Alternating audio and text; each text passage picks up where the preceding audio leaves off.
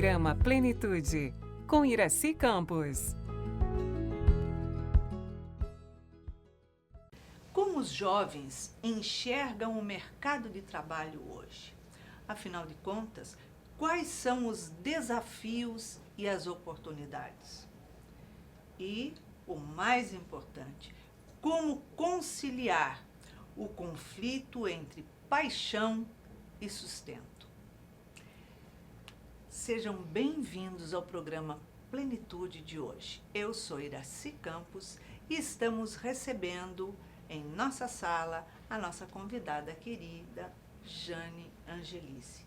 Ela é terapeuta e vem falar um pouquinho conosco sobre os conflitos do jovem no mercado de trabalho. Seja bem-vinda, Jane. Muito obrigada. Sempre um prazer estarmos juntas para falarmos dos temas que são tão atuais e falar da juventude, das escolhas dos jovens. Pode ser muito desafiador esse momento para eles.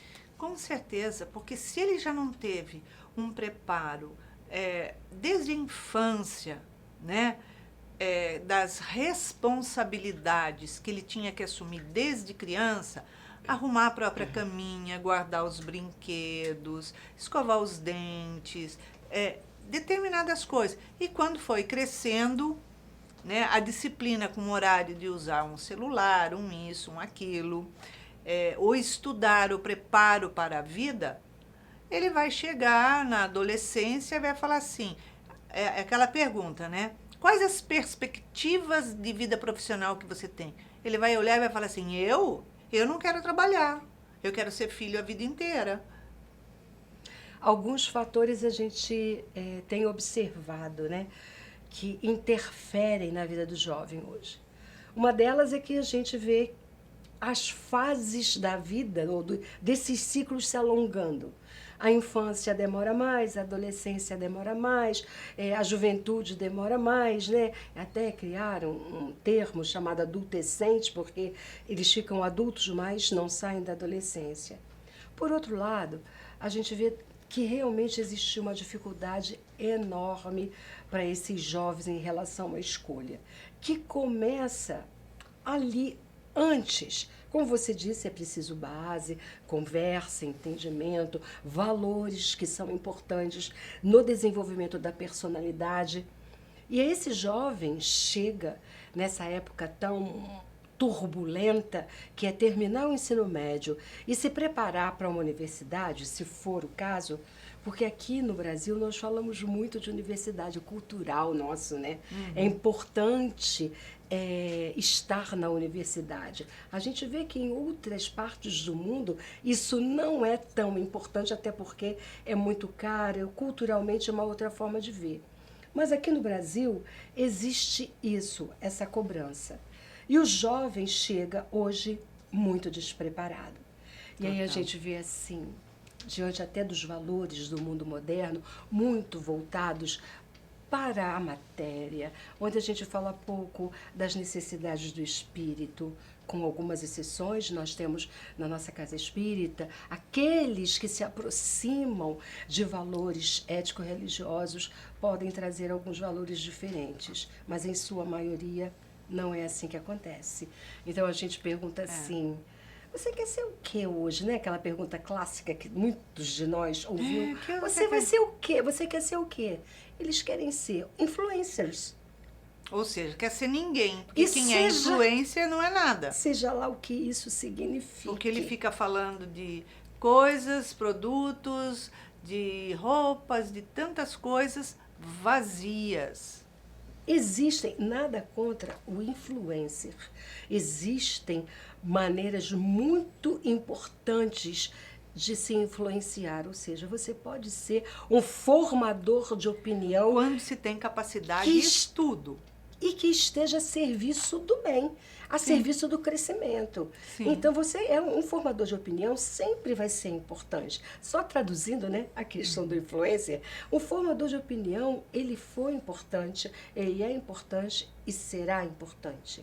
Mas a serviço do quê? Exato. A gente está formando essa opinião. É para criar o quê na coletividade? O que a gente vê dos jovens é eles não são pessoas estudadas, pessoas cultas, pessoas preparadas com uma universidade, uma capacidade profissional grande, sendo influencer para falar nada e falar no vazio. Isso a gente vê 80%. Agora, quando você vê um médico falando, trazendo orientação sobre medicamentos, sobre cuidados, suplementos, quer dizer, ele está trazendo, ele tem bagagem, ele está trazendo uma contribuição para a sociedade de todas as idades. Esse é um exemplo. Então, se a pessoa não tiver um preparo, né, ela não for capacitada, estudada, ela vai ser influência de coisa nenhuma, do vazio. E muitos jovens seguem isso. E eles querem, na maioria das vezes, ser também um influencer, porque eles são seduzidos para um mínimo de pessoas que estão na internet e que ganham muito dinheiro. Porque a ideia é essa, né? A gente vai falar com os jovens dizem assim, eu quero ser influencer ou eu quero ser jogador de futebol. É. Só que jogador de futebol que ganha dinheiro é uma minoria. É menos de 1%. Influencer que ganha muito dinheiro também é uma minoria. Uhum. E o fato é, nessa história, eles estão olhando muito pouco para eles mesmos. Exato. Porque quando eu começo a dizer assim, o que eu quero estudar, não que eu não possa mudar isso ao longo da minha vida ou fazer novas escolhas. Isso pode acontecer, aconteceu comigo até na minha própria história. Não é a questão de mudar, é a questão de nunca encontrar um propósito.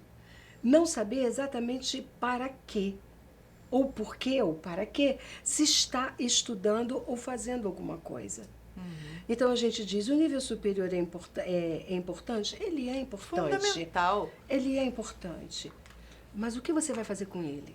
Porque hoje em dia, a pessoa, quanto mais capacitada, ela tem uma condição de melhora de vida. Só que hoje tem tantas informações. Exatamente. E as pessoas estão se aprimorando cada vez mais, que aquele que não se preparar, ele não tem chance para nada, ele não tem espaço. O mercado de trabalho é cada vez mais complexo e exigente. Exato. Sem falar das mudanças nas próprias profissões. A gente vive um mundo que daqui a 20 anos nós não sabemos exatamente o que nós estaremos fazendo em termos profissionais, com algumas exceções. Nós sempre vamos precisar de médicos, nós sempre vamos precisar de engenheiros, nós vamos sempre precisar de professores e outros psicólogos, profissionais da área de saúde, da área de educação, vamos sempre precisar. A questão é como isso vai acontecer e como a gente vai se preparar. Num mundo tão tecnológico, a gente fala da tecnologia muitas vezes como se ela fosse um mal e a gente torna a lembrar que tudo é neutro. A tecnologia Sim. pode ser muito útil. Ela é útil. Eu acho que ela é importantíssima. Imprescindível, eu diria. Exatamente. A tecnologia é importantíssima. Alavancou a área científica. A de saúde, então, A de saúde, nossa, o não que há se o que vê contestar. hoje, o que você vê hoje, você imagina que o desenvolvimento é tanto que existe um tipo de infusão que se faz num paciente oncológico, que são nanos robozinhos que são injetados no corpo da pessoa, e esses nanos robôs, eles andam pelo corpo inteiro buscando identificar células cancerígenas que estão camufladas, porque elas desenvolvem uma inteligência e aprendem a se camuflar. Então, esses nanos robôs, eles chegam e injetam alguma coisa nelas que elas se iluminam, elas ficam evidentes. Tipo assim, haha, foi descoberto, tá aí. Agora, você imagina toda a tecnologia desenvolver um negócio desse. Isso é fantástico. Então, depende exatamente daquilo que você falou, Jane. Para que é que se está usando? É imprescindível. Agora, o que acontece? O jovem hoje, além de tudo, quer dizer, a gente, como o nosso tema é jovem, embora todos nós podemos cair nessa armadilha. E somos jovens. Sempre.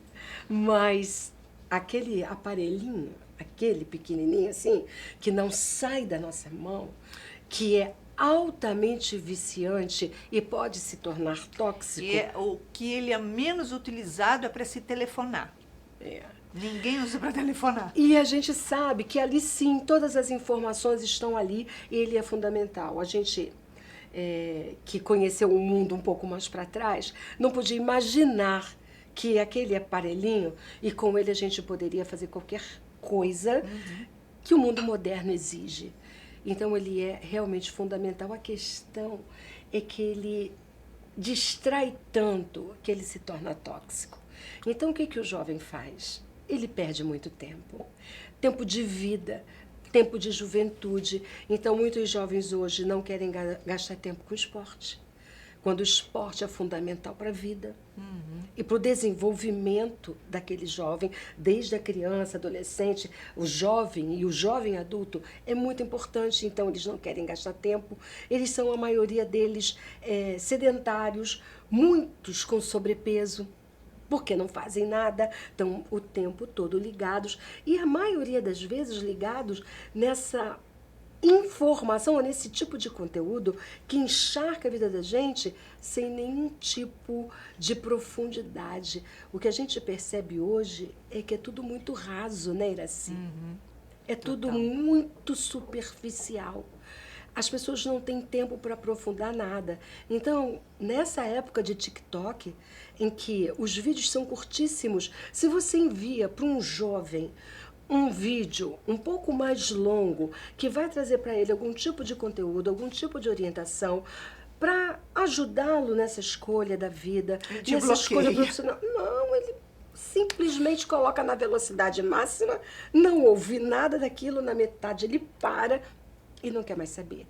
Porque ninguém tem mais paciência, tolerância para estudar, para ficar junto um com o outro, para se permitir a pesquisa. A pesquisa é tão aleatória. E aí o jovem fica certamente perdido diante das escolhas e ainda tem essa pressão. E ele nem procura fazer escolhas buscando a profissão que se identifica, o que ele gostaria de fazer, fora as coisas inúteis, né? Porque em algum momento na vida ele vai ter que se decidir a fazer alguma coisa de útil, inteligente, para que ele possa sustentar a sua vida e provavelmente uma família. Agora, quando a pessoa ama um trabalho, mas sabe que ele não dá o retorno, como administrar então o conflito entre a paixão e o sustento, que é incrível. Que você fala assim, nossa, dinheiro aqui não dá para nada. Mas é o que eu quero fazer. Mas nem sempre o que a gente quer fazer é o que vai nos trazer o retorno. Então, peraí.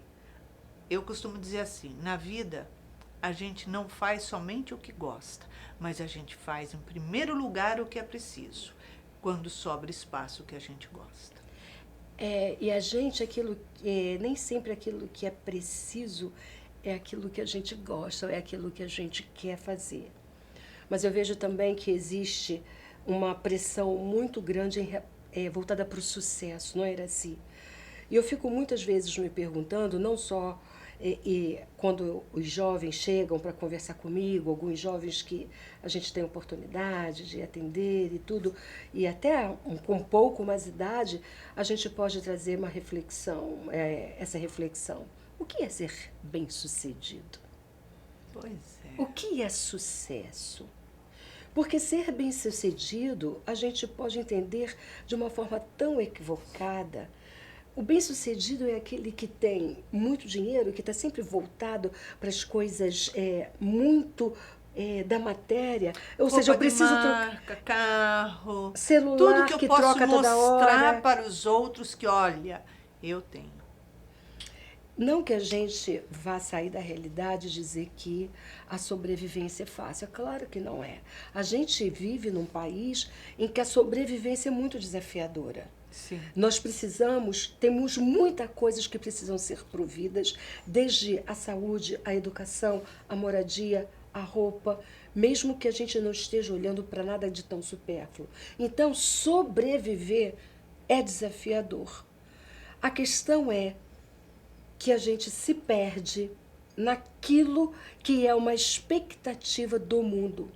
Se perde naquilo que é uma expectativa da sociedade, no que é uma expectativa da cultura. Você só tem sucesso se. E coloca uma condicionante que é voltada para o que a gente chama do mercado. E a mão do mercado, ela é implacável, porque ela torna você um eterno insatisfeito. Eterno insatisfeito para que você consuma mais, para que você se consuma para consumir. E se você consome mais, como é que você vai se contentar com um trabalho que teoricamente poderia te dar uma condição de vida, mas ele não é suficiente para atender essas demandas mercadológicas? É muito confuso isso na mente do jovem.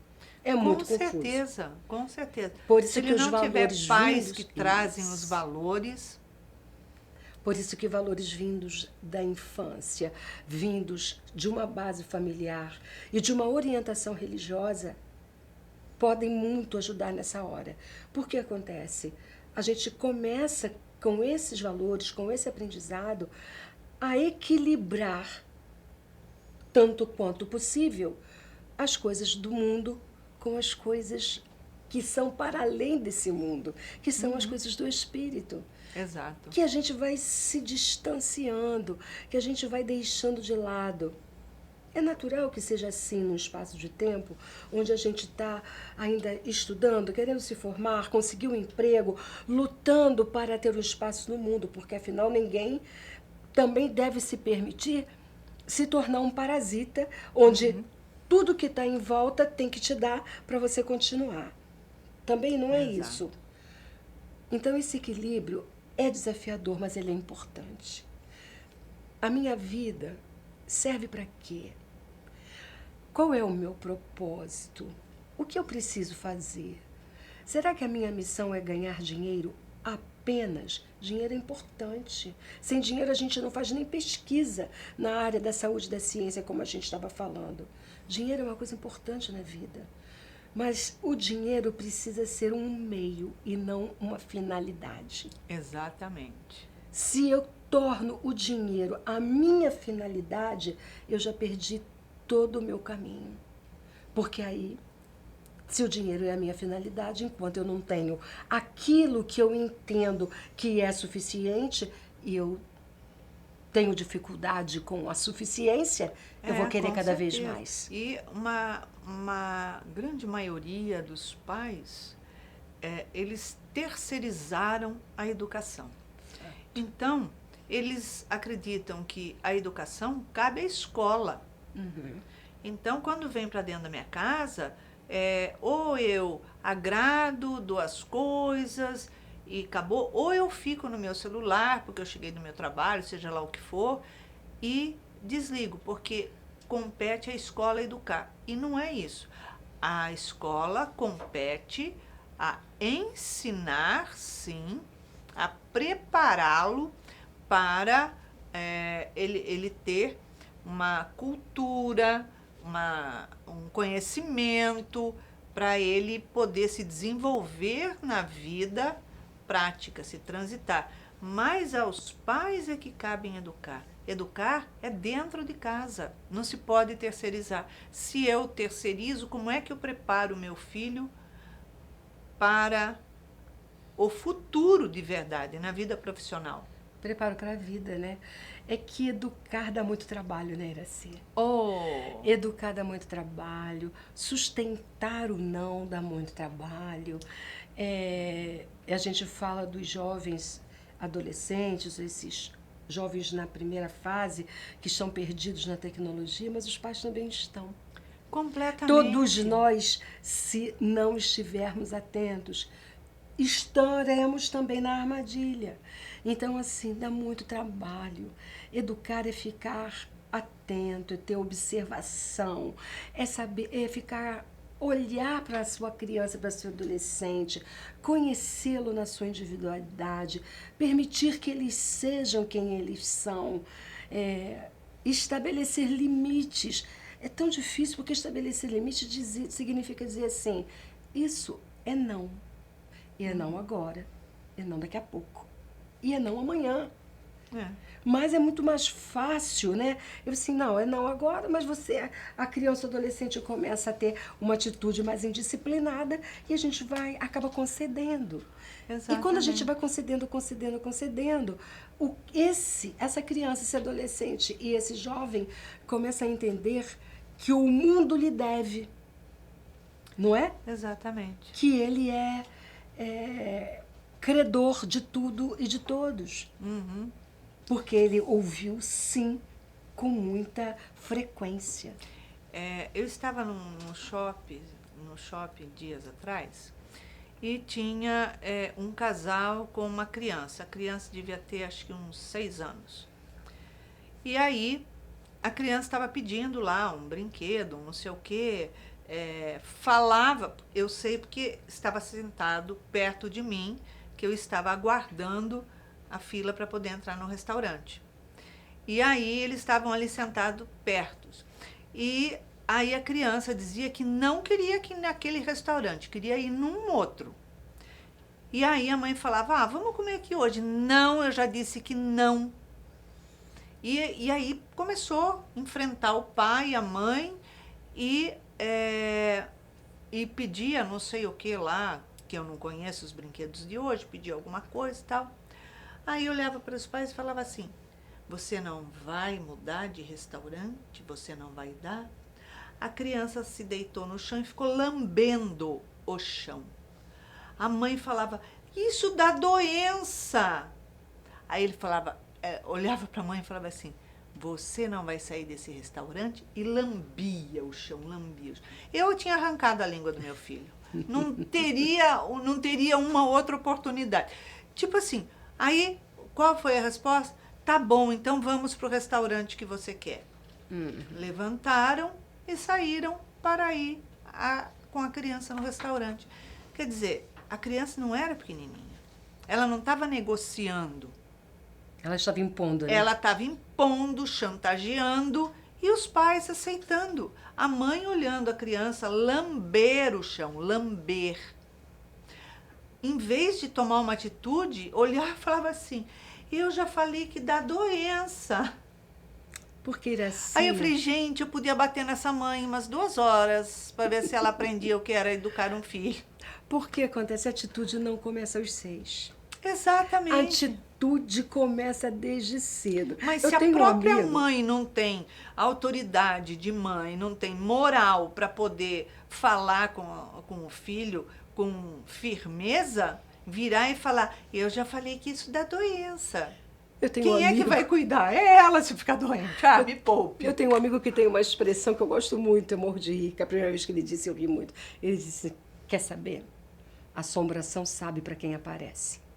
Pois é. O que isso quer dizer? Porque a criança que é educada, que ela sabe que ali ela vai esbarrar no limite, ela sabe como se conduz. Claro, a gente está falando dentro da normalidade, a gente não está falando de crianças que têm transtorno, algum nível de transtorno em que a gente também precisa olhar e ter cuidado que a gente tem. As crianças que podem ter um transtorno positivo, né? Então, não era o caso, porque conversava É. assim. A gente está descartando essas situações patológicas, olhando para uma educação considerada dentro da normalidade, onde a gente não quer mais gastar tempo para dar limites às nossas crianças. O pai sentado ali do lado, no telefone ele estava, e no telefone ele continuou. E a mãe passando aquele mico, porque tinha um monte de gente ali, a criança dava soquinho no chão, a criança gritava, você vai ou não vai? E batia no chão. E, de maneira geral, é essa criança que vai se tornar um pré-adolescente, um adolescente que se considera dono do mundo. Vai apanhar da vida, com certeza.